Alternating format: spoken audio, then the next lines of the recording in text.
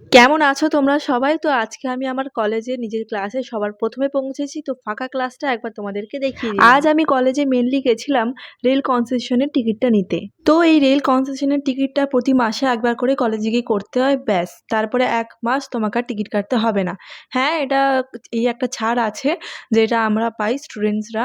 তো এটা মেয়েদের জন্য একদমই ফ্রি, কোনো টাকাই দিতে হয় না। মানে 50% ও দিতে হয় না। একদমই ফ্রি। আর ছেলেদের ব্যাপারটা আমার ঠিক জানা নেই। আর এই ব্যাপারটা আমি জানি অনেকেই হয়তো জানে না, আবার অনেকে জেনেও করে না। মানে আমি আমার অনেক বন্ধুদেরকে দেখেছি যারা জেনেও করে না।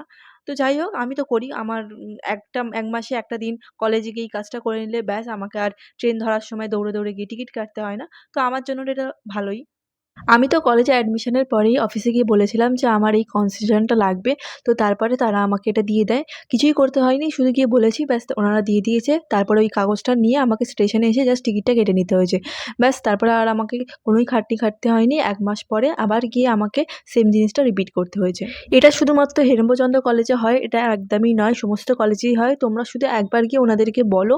তারপর ওনারা কি বলে তোমরা সেটা দেখো। আশা করি সমস্ত কলেজেই এটা হবে। মেয়েদেরকে পুরো ফ্রি। আমি জাস্ট ৳১ দিয়েছিলাম নিজের নাম রেজিস্টার করতে। সেটা কলেজে দিইনি, আমি স্টেশনে দিয়েছিলাম। ব্যাস তারপর আর আমার কোনো খরচ হয়নি। ভিডিওটা ভালো লাগলে লাইক, কমেন্ট, শেয়ার করে দিও। দেখা হচ্ছে পরের ভিডিওতে। টাটা।